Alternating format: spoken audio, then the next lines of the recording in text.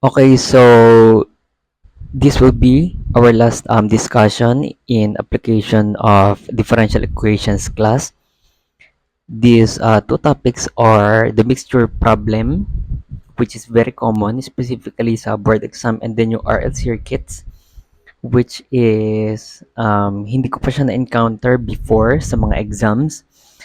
Pero gayon pa man, since nasa module niya, i-discuss na rin natin and mag-example ako sa inyo kahit isa lang para kahit papaano, if ever na lumabas, meron kayong idea on how to solve one kind of problems involving RL circuits. Pero magfo-focus tayo more dito sa mixture problem kasi ito talaga is gamit na gamit ng mga civil engineering students lalo na sa board exam.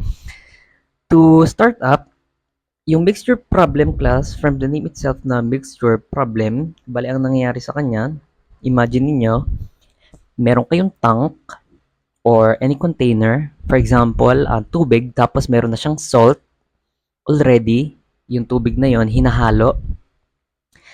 And then, after a while, lalagyan nyo siya ng tubig ulit na merong salt.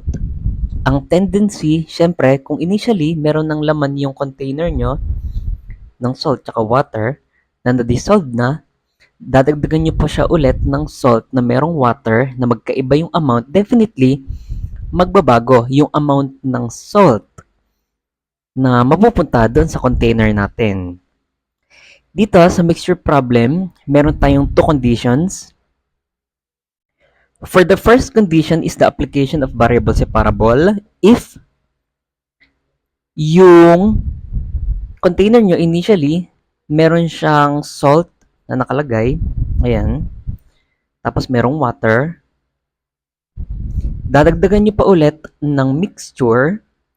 And then, after nyo madagdagan ng mixture, after a while, lalabas yung mixture. Kumbaga, nagfo-flow. Dadagdagan nyo, that is for the in. And then, lalabas ulit. Merong lalabas ulit sa kanyang mixture, that is for the out. Malalaman nyo, if this is first condition, if applicable yung variable separable, if yung flow rate, that is Q, na pumapasok sa kanya is the same as dun sa flow rate na lumalabas sa kanya. Okay? That is for Q in is equal to Q out. So, yung mga variables na nakikita nyo, letters na yan, I will be explaining that mamaya sa formula nyo. Tandaan nyo muna yung first condition. For the second condition naman, this is the application of first-ordered linear differential equation. Ang nangyayari naman sa kanya, initially, syempre, meron na siyang mixture, may amount of salt na siya, halimbawa, tapos dadagdagan nyo pa siya ulit ng mixture. Pero, dito sa condition number 2 or second condition, yung flow rate, kung gaano kabilis nyo nilalagay yung pangalawang mixture, ay hindi equal doon sa flow rate na lumalabas doon sa container nyo. Kumbaga, pwedeng mas mabilis ito, pwedeng mas mabilis ito. Hindi sila equal. Therefore, Q in is not equal to Q out. Ngayon, ano naman yung mga variables na to? C stands for concentration. Yan, nakikita nyo, C in at saka C out. Siyempre, may pumapasok. Therefore, may lumalabas din. Yung concentration na yan, class, yan yung mixture na nilalagay nyo. For example, ito, para mas ma-visualize nyo. For example, ang size ng container ko na malaki na to ay ano ba? Ay isang timba, ayun. Ay isang timba, ayan. Ganyan siya kalaki. And then, yung mixture na ilalagay nyo sa kanya, which is yung C in, ay isang tabo. Yun, class, yung concentration na tinatawag natin. And then, for the unit, ibibigay ko sa inyo yan para mas ma-identify nyo yung difference na to. Ano naman yung Q in? Yung Q naman yan, class, ganyan kabilis. Nyo siya, ibinubuhos yung laman ng tabo doon sa timba nyo. Kumbaga, kung gaano kabilis nagfo-flow yung pagbuhos nyo. Okay? V stands for, syempre, yung volume na nandito sa container nyo, yung nandyan sa timba. And then, yung X na to, eto class yung amount ng salt. Kasi syempre, kung initially meron kayong mixture dito ng tubig at saka ng salt, pwede nyo siyang paghiwalayin. I mean, in reality, hindi nyo siya pwedeng paghiwalayin. Of course not. Kasi syempre, magkahalo na siya. Pero, in theoretical, dito sa pagsasolve natin, po pwede nyo ma-identify, sasabihin sa problem, yung amount ng salt na nakahalo dun sa tubig nyo. Okay? So, to solve for the problems involving mixture, ang kailangan nyo lang tandaan, yung general formula natin that is rate of change is equal to amount in minus amount out. Makikita nyo sa module nyo, iba to. Makikita nyo sa ibang references, iba din to. Kasi, iba-iba talaga yung notation na nilalagay nila and nakakalito kasi yung module nyo, which usually naman ganun, kaya iniiba ko talaga. And binibigay ko talaga specifically sa mga estudyante ko na mas mapadali yung formula na kailangan nilang tandaan. Kaya mag-stick lang kayo dito, class, sa ibibigay ko na to, okay? Pero kung ano naman gagamitin yung notation, okay lang din kasi kayo mas madadalian. Ito lang naman ay suggestion ko sa inyo. So, rate of change is equal to amount in minus amount out. So, that is, let's say for example, yung x nyo, ito yung amount ng salt nyo, di ba? Sinabi ko kanina. So, amount of salt, yung rate of change ng amount of salt with respect to any time t, that's dx over dt, is equal to x in minus x out. Where, yung x in na to, pwede nyo siyang palitan ng c in. Therefore, pwede nyo siyang gawing ganito. Dx over dt is equal to, pwede nyo class palitan yung x in na yan ng c in and then q in minus yung x out, pwede nyo siyang palitan ng c out times q out. Okay? So, any of the two formulas will be very useful kapag ka nag-solve na kayo mamaya. Kahit ano dyan ang tandaan nyo. And then, remember, syempre, yung C out na yan, yung C in at saka yung Q in, usually given naman yan. Kaya mapapalitan nyo siya ng numerical value. Yung C out, minsan given, minsan hindi. Pero kapag ka hindi given, eto class yung ipapalit nyo. X over V, where X is your variable. Eto class yung inyong variable. Ito yung hahanapin natin mamaya, yung amount na pinapahanap sa atin. And then yung V na yan, ito yun, papalitan nyo na to. Kaya tatandaan nyo to, yung formula na to, that V is equal to V sub O plus quantity Q in minus Q out times yung T. VO stands for yung initial volume nung nasa container nyo. Yung Q in, ito yung flow rate na pumapasok. And then Q out, ito class yung flow rate na lumalabas. And then yung T, syempre, that is your time. So, ayan lang. Kailangan nyo tandaan yan. And then for the variables and notations, ito class yung mga units para hindi kayo malito kung alin dyan yung C, alin dyan yung T, at yung Q. Pagka class, sinabing amount, that is your variable X, dapat ang makikita nyo lang dyan ng mga unit ay yung mass. Kumbaga, mass lang ng salt ang kinoconsider dyan. Grams, kilogram, pounds, and so on. Wala nang iba. For concentration, yung mga mass na yan, i-over nyo siya sa volume. Kasi nga, C is equal to X over V. So, this is grams per liter, kilogram per liter, pounds per cubic meter. As long as it is mass over volume, concentration siya. Okay? And then for the time t, syempre, very familiar kayo dyan, that is for seconds, minutes, at saka hour, and so on. And then for the flow rate, ito class yung volume na pumapasok with respect to time t, kaya cubic meter per second, liters per minute, cubic meters per minute, and so on. Okay? So, first step na kailangan yung gawin, one step at a time lang tayo, is to memorize this general formula. And then, syempre, tandaan nyo yung mga sub-formulas na to. And then, pati to, yung mga variables natin na to. Okay? Para makapag-solve tayo effectively ng problems involving mixture. So, sige, let's try. Yung sa two conditions naman na to, ma-identify nyo siya agad pagka given pa lang ng problem nyo, ma-identify nyo agad whether it is a variable separable or first order differential equation. I mean, first order linear differential equation. Basta tandaan nyo lang kapag parehas yung pumapasok sa lumalabas, variable separable. If not, then therefore, first order linear differential equation siya. Okay? And then for the RL circuit naman, kinuha ko to sa module nyo. Pahapyawan ko pa din kahit na hindi naman to dapat concern. This is exclusive dapat for electrical engineering students. Pero sige, para magka-idea kayo. So, eto class, yung illustration, alam ko meron sa physics nyo na to before, pero basic lang yun. This is, eto class yung RL circuit diagram nyo. Sa totoo lang, dalawa yan, isang RL at saka isang RC. Pero ang nakalagay lang naman sa module nyo is RL. So, ito lang concern natin.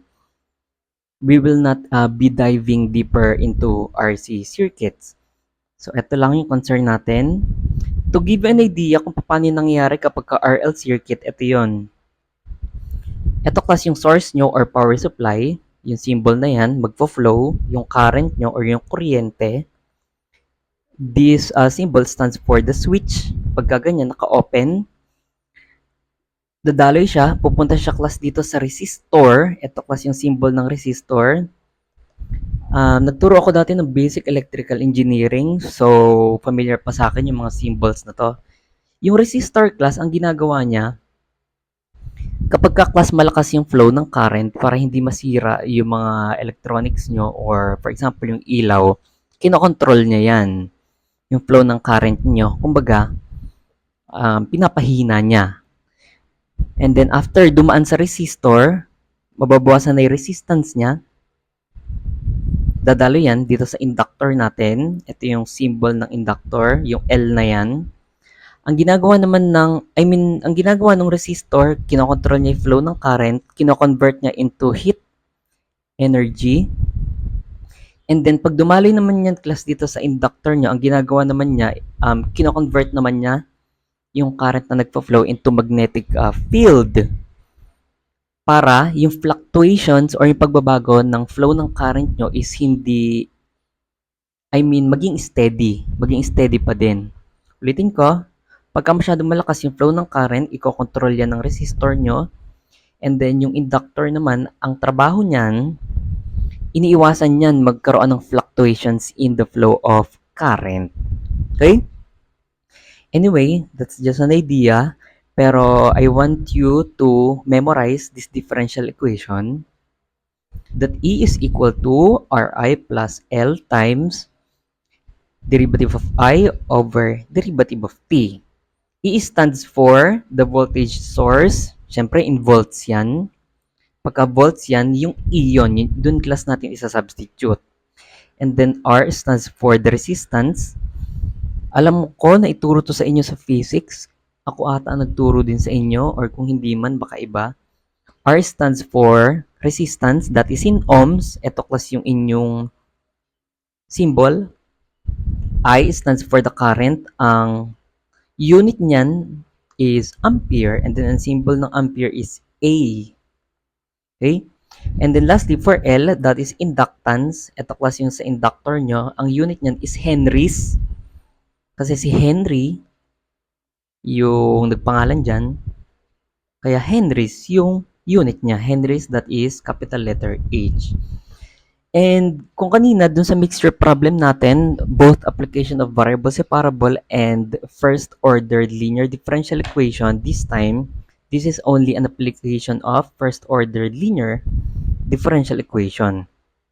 Kaya magbibigay ako sa inyo ng example, two examples sa mixture problem, both variable separable and first order linear differential equation, whereas dito sa RL circuit, isa lang. An application only for first order linear differential equation. Okay? So, ninote ko dito yung ang tawag dito, yung format ng first order linear differential equation for you to remember it para kahit paano ma-refresh. And then, sige, let's try solving problems involving these two applications. For example, number 1, A tank contains 400 liters of brine holding 100 kilogram of salt in solution. Water containing 0.125 kilogram of salt per liter flows into the tank at the rate of 12 liters per minute, and the mixture, kept uniform by stirring, flows out at the same rate. Find the amount of salt at the end of 90 minutes. So, ito kasi yung nangyayari. Para mas ma-visualize nyo, ito-drawing ko. Meron kayong container, kagaya ng sinabi ko sa inyo kanina. Siyempre, initially, meron nakalaman dyan. Meron nang nakalagay dyan. Ang sabi ganun, bubuhusan nyo daw siya. So, initially, meron siyang 400 liters. That is for V sub O, 400 liters. Kasi volume yan. Tapos, meron daw siyang initially, X sub O, ilan? 100 kilogram of salt. This is 100 kilogram. Okay? So, bubuhusan siya. Pagka-class naka-encounter kayo ng brine, ibig sabihin lang doon salt water. Pinaarte lang. Salt water lang isabihin ng brine. This is just salt water. So, kumbaga, tubig na may asin. Yun lang.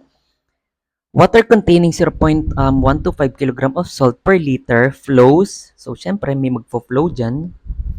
May magfo-flow dito initially. Kapag ka nilagay nyo siya initially, may tatapon din dito. Okay? So, ilagay natin. Sige. 0.125 kg. This is for C-in. Tandaan nyo yung mga units na binigay ko sa inyo kanina. This is 0.125. 0.125 kg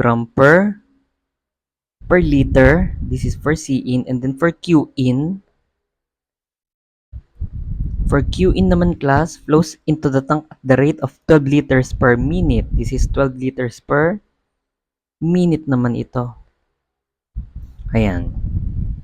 And the mixture kept uniform by stirring, hinahalo, ibig sabihin, flows out at the same rate. So, yung C-out nyo, hindi nyo alam yan. Hindi nyo to alam. And then, yung Q-out nyo, sabing ganon, same rate daw sila. So, this is also 12 liters per minute. Ayan. Sabi ganun, find the amount of salt at the end of 90 minutes. So, ang condition natin, ilan daw yung amount ng salt na nandun sa container nyo after ng 90 minutes. So, medyo matagal siya, no? So, malamang baka malaki na yung amount ng salt niya kasi binubuhusan nyo na siya. Okay? So, sige. Ano na nga yung general formula natin? Sinabi ko sa inyo kanina, ito. Dx over dt is equal to x in minus x out. So, yan lang naman yung kailangan nyo tandaan. Wala namang iba. Dx over dt is equal to x in minus x out.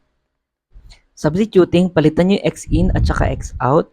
Dx over dt is equal to c in times q in minus c out times q out. Okay?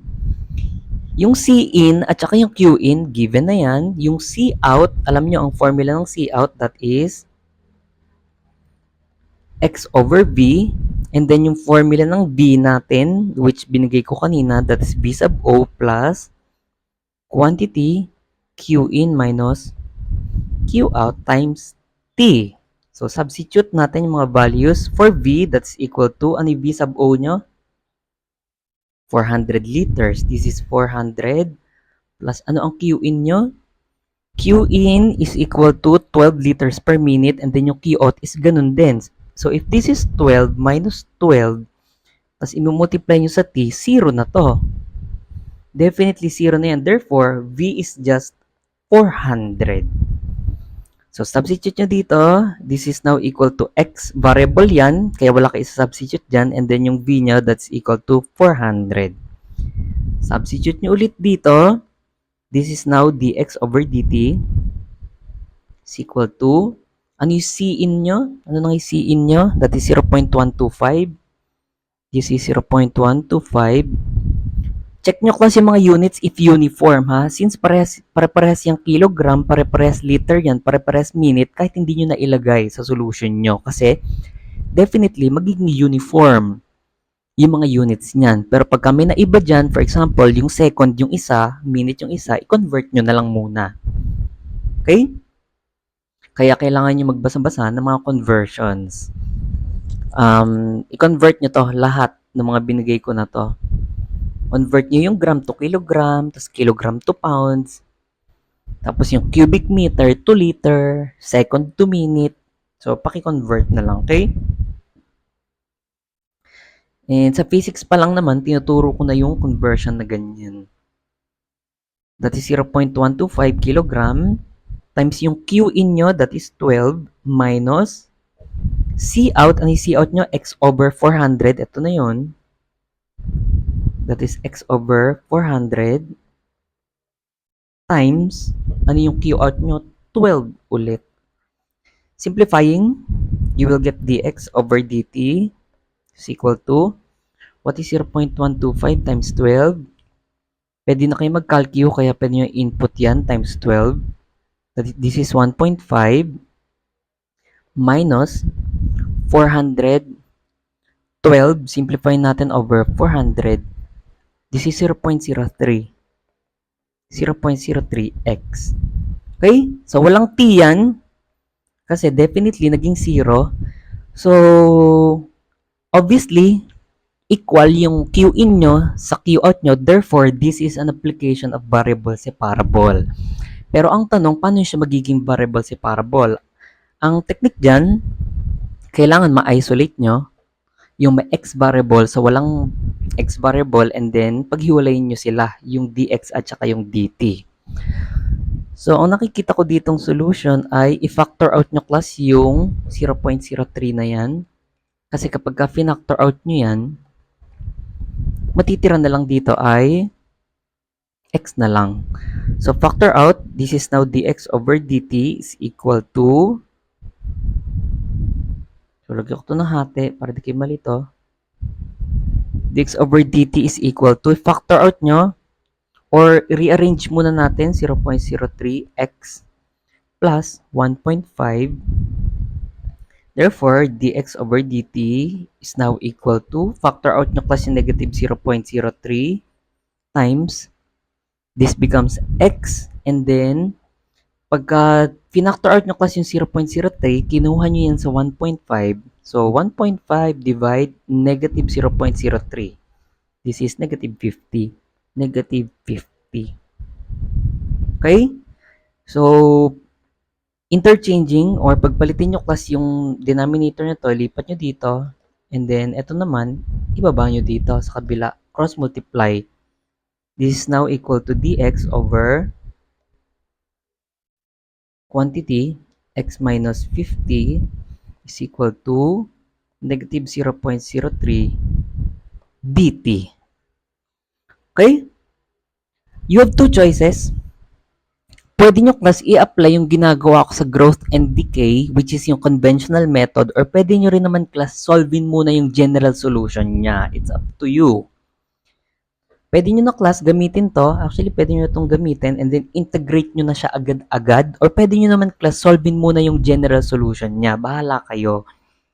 And again, ang ituturo ko sa inyo yung simplest way. Gamitin natin class yung first condition at t is equal to 0. Ilan daw yung amount niya? X is equal to, ilan yung initial amount niya? Nung umpisa, x is equal to 100 kilogram. Ayan. And then, ang pinapahanap sa inyong condition at t is equal to 90 minutes. After daw 90 minutes, ilan na daw tong x na to? Ayan. Ito yung pinapahanap sa inyo, di ba?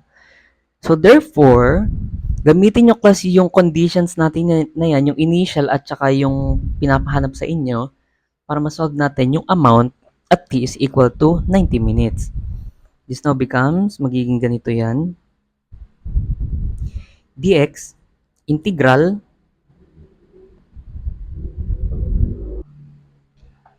dx over x minus 50 is equal to negative 0.03 dt integrate nyo to at saka ito nasaan class yung amount natin? Nasa x. And then yung time natin, nasa t. So, nasaan ba ang x part at saka yung t part? Nasa left side yung x. So, therefore, this is from 100 to, eto class yung hinahanap natin. Let's denote this as x. And then, for initial condition, from 0 to 90 minutes to. Okay? This is now equal to ln ng x minus 50. Limit is from 100 to x is equal to negative 0.03. T na lang to pag in-integrate nyo yan. And then this is from 0 to 90. Substituting, you will get ln x minus 50 minus ln 100 is equal to negative 0.03. This is 90 minus 0. Pwede nyo na class actually i-shift calc yan, pero ako hindi ko i-shift calc yan. Lipat nyo yung negative ln 100 sa kabila. This now becomes ln ng x minus 50 is equal to negative 0.03 times 90 plus ln 100. Para mawala yung ln na yan, dito.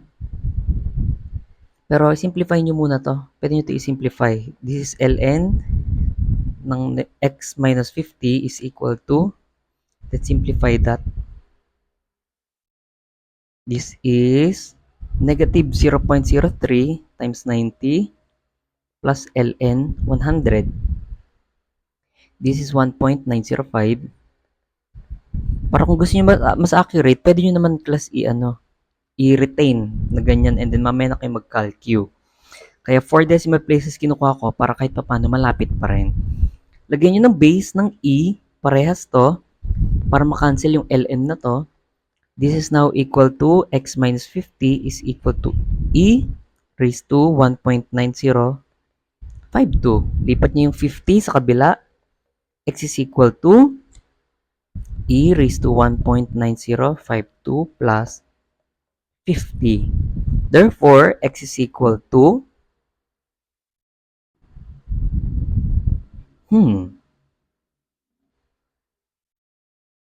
e, nasan ba yung e na yan? Raised to 1.9052 and then plus 50. This is medyo malayo, ano? Teka lang. I-recheck ko lang. 0.02 ln 50. Teka lang. Alam ko na yung nangyari. Kulang to ng ln. Ito. Kulang to ng ln minus 50. So, this is ln 100 minus 50. Ayan. So, this is ln 50 na lang to. So, buguin natin yan. This is ln 50 kasi 100 minus 50 is 50. So, input ko ulit. Palitan ko to. Ayan. Kaya masaya kapag nasa harap ko kayo para napo-point out niyo yung namamali ko. This is negative 0.03 times 90 plus ln 50. 1. So I think this is now correct. 1.2120. 1.2120. 1.2120. Perfect. So, ayan, input natin ulit. This is now e raised to 1.2120 plus 50. Yan, 53.36. This is 53.3602 kilogram. Ito class yung amount ng salt na nandun sa container nyo after 90 minutes. Ayan. So, initially, meron kayong 400 liter na content or mixture which is 100 kilogram doon sa mixture na yon ay salt. Binubuhusan nyo ng 0.125 kg per liter and nagpo-flow siya ng 12 liters per minute. Siyempre, nag-out din siya ng 12 liters per minute. After 90 minutes, ang amount na ng salt sa kanya ay 53.3602 kg. So, ayan. Ano nangyari? Parang kumonti, ano? Kumonti yung amount ng salt after 90 minutes kasi syempre, nagpo-flow yan. Okay? So, sige. Let's try another example. Brine containing 3 pounds per gallon of salt. So, ganun pa rin. This is salt water. So, that is 3 pounds per gallon of salt enters a large tank at a rate of 2 gallons per minute. And the mixture well stirred leaves at a rate of 1.5 gallon per minute. So, magkaiba na sila. If the tank contains initially 100 gallon of water with 4 pounds of dissolved salt, derive the general solution which itatry natin ngayon na hindi na dinadirect na ini-integrate. Try natin solvein muna yung formula niya and then tsaka tayo mag-solve ng unknown. Find the amount of salt in the tank after 4 minutes. So, sige. I-drawing natin, kagaya ng ginawa natin kanina. So, ito ulit yung container nyo. Tapos, bigyan ko ng butas dyan. Kasi meron initially pumapasok dito. Ano ang C in nyo? At saka yung C out nyo. I mean Q in. Then syempre, may lumalabas din dyan. This is your C out. Hindi nyo to alam kasi variable yan. This is your Q out. Okay? So initially, ano yung nakalagay dito? 3 pounds. Brine containing 3 pounds per gallon. 3 pounds per gallon. Ito class yung inyong C in. This is 3 pounds per gallon. Tandaan nyo class yung gallon is volume. And then yung pounds is mass. Kaya mass per volume is equal to C in. Enters a large tank at a rate of 2 gallons per minute. Ito yung inyong Q in. 2 gallons per minute. And then yung for C out nyo, hindi nyo alam yan kasi that is X over V. Mamaya na yan. Then yung Q out nyo, sabi ganon, 1.5 gallon per minute. Ayan, magkaiba na sila. So, this is an application of first order linear differential equation. Pero initially, sabi ganon, V sub O is equal to initially 100 gallons yan. And then, yung amount ng salt initially is equal to 4 pounds. Usually naman given to. So, derive daw natin general solution and then find the amount of salt in the tank after 4 minutes. So, sige. Let's try. Ganun pa rin, dx over dt is equal to, pwede nyo na class i-diretso yan, C in times Q in minus C out times Q out. Ayan. Then, syempre, yung C out nyo, that's equal to x over V. And then, yung V nyo is equal to V sub O plus Q in minus Q out times T. Substituting, V is equal to, initially, V sub O is equal to, check nyo class yung mga units, kung uniform ba. Kadalasan naman uniform yan, pounds, gallon, at saka minute. Wala namang ibang units na naiba. Pounds lang din, gallons lang din, and then minutes lang yung time nyo. So, wala tayong kailangang baguhin dyan. So, V sub O is equal to 100. And then, plus yung Q in nyo, that is 2. 2 ba yun? 2. Then, minus 1.52. And then, yung T. Yung T nyo, hindi nyo alam yan. Mamaya na yan. Simplifying, you will get V is equal to 100 plus, I think this 0.5 T. Substitute nyo dito. This is now equal to x over yung V nyo, that is 100 plus 0.5 T. And then, pag nakuha nyo yung C out na yan, substitute nyo dito. dx, dito na nga lang. Dito na tayo. dx over dt is equal to C in, ano yung C in nyo? That is 3. Times, ano yung Q in nyo? That is 2. Minus C out, ang C out nyo, that is X. Over 100 plus 0.5t. And then times yung Q out nyo, that is 1.5. So, ayan na. Simplifying. Before tayo mag-solve, simplify muna natin. This is now equal to dx over dt is equal to 6 ito minus 1.5 x over 100 plus 0.5t. Next, kailangan ma-convert natin siya into its equivalent first order linear differential equation. So, ikakopy ko to. Nasaan ba? So, kailangan ko i-copy to, no? Mabubura pa to? Hindi eh. Kaso, pag kinopy ko to, wala to. So, ino-note ko to ulit. Then, ikakat ko na lang para pagka nag-review kayo, nakita niyo yung solution na to, matandaan nyo. Qy, and then yung isa, this is dy over dx plus y, then px is equal to qx. Ayan, ikakat ko to. Tama ba? Looks like it.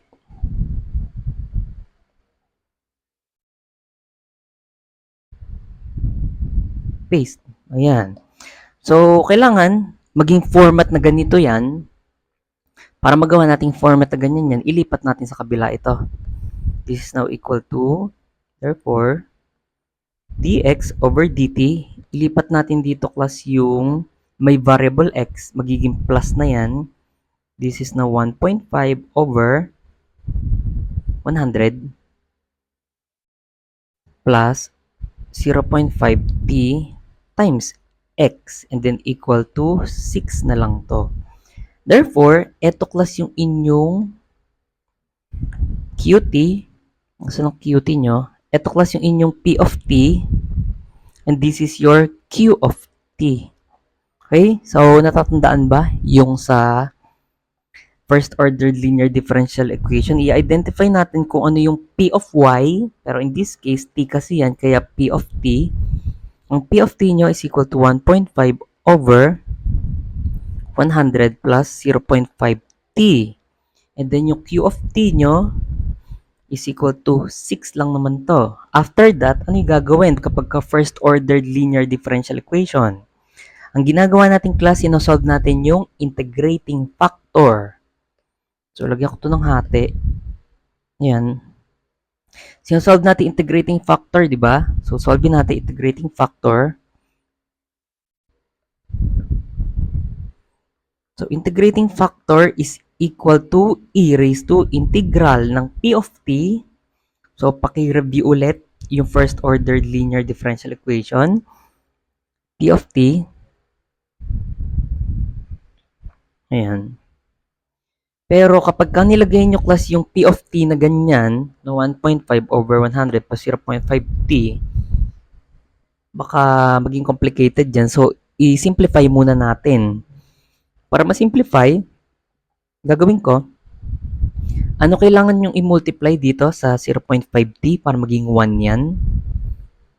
Para maging 1 yan, i-multiply natin sa 2.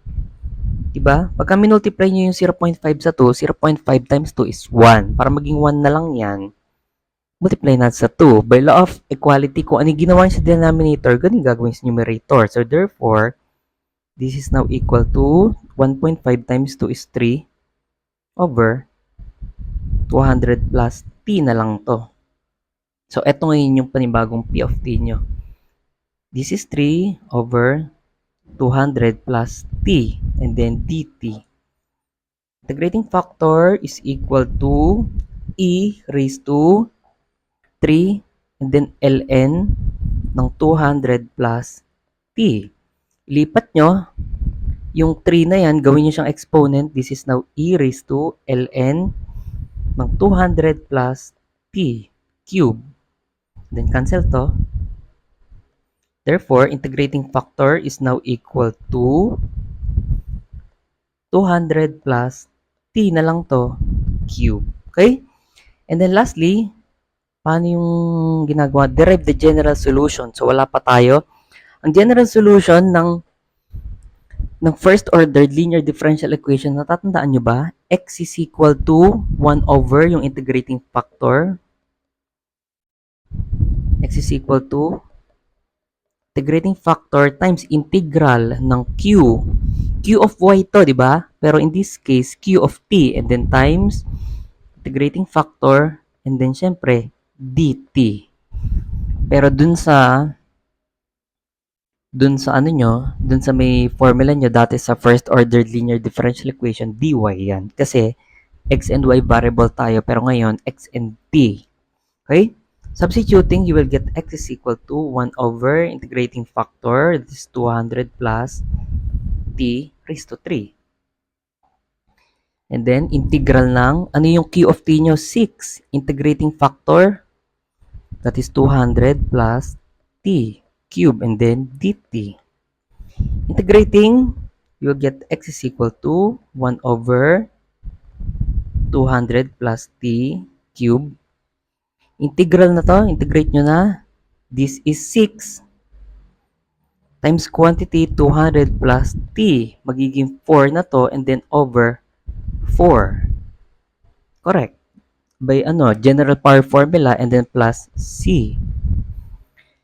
Ngayon, ang gagawin nyo, i-distribute nyo, x is equal to 6 times 200 plus t raised to 4 over 4. Ilagay nyo yung 4 sa harapan, and then kunin nyo to, rewriting this, 200 plus t cube, and then plus yung c over, i-multiply nyo ulit dito, kasi nakamultiply dapat yung sa c, times 200 plus t cube.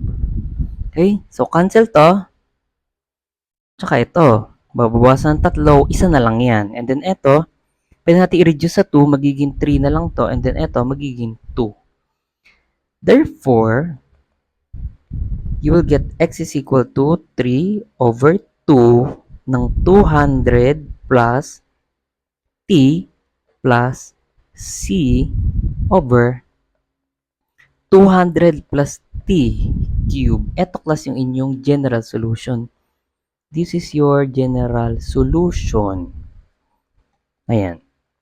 So, i-highlight natin kasi pinapakuha sa inyo yan. Ito class yung inyong general solution. So, may points yan, syempre, kasi pinapahanap sa inyo. And then, lastly, ano binigay sa inyong condition? Parang di kakasya, no? I-adjust ko nga example 3. Lipat ko lang to.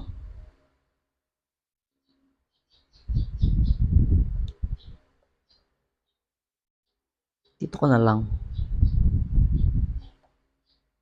Yan. And then, since ito yung general solution nyo, ikakopy ko na to.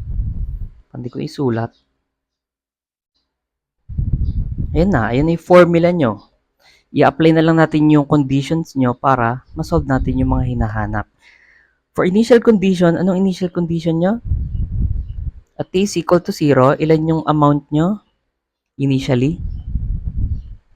Ilan daw yung amount nyo initially? Kasi kailangan natin mahanap yung value ng C para maging particular solution yan. X is equal to 4 pounds. And then, lastly, so mamaya na yun, ito muna, unahin natin yan. Ang kaibahan class, kapag gumagamit kayo ng general solution or nag-i-integrate na kayo directly dito, kailangan nyo gamitin yung boundary conditions nyo or initial conditions nyo isa-isa. Whereas pagka nag-i-integrate kayo, pwede nyo siyang gamitin ng sabay. Kaya at tinuturo ko talaga yung conventional method instead of using formula. Pero gayon pa man, pwede naman to. Substitute nyo lang, solve nyo muna yung C, and then pagka na-setback nyo, tsaka nyo gamitin yung last condition. Okay? So, this is 3 over 2 times 200 plus 0 plus C over 200 plus 0 cube. So this is now equal to x is equal to 300 times 200, 3 times 200 is 600, divide 2 is 300, plus c over, yung x nyo pala, palitan nyo na tong x na to. This is 4, this is 4, this is 200 plus 200 lang yan, cube. Lipat nyo sa kabila yung 300 and then ito, i-cross multiply nyo. This is now equal to 4 minus 300 times 200 cube is equal to c. Therefore, c is equal to what? Put natin sa calc yan. Quantity 4 minus 300 times 200 raised to 3. Negative. This is negative 2.368 times 10 raised to 9. Ito kasi yung value ng c nyo.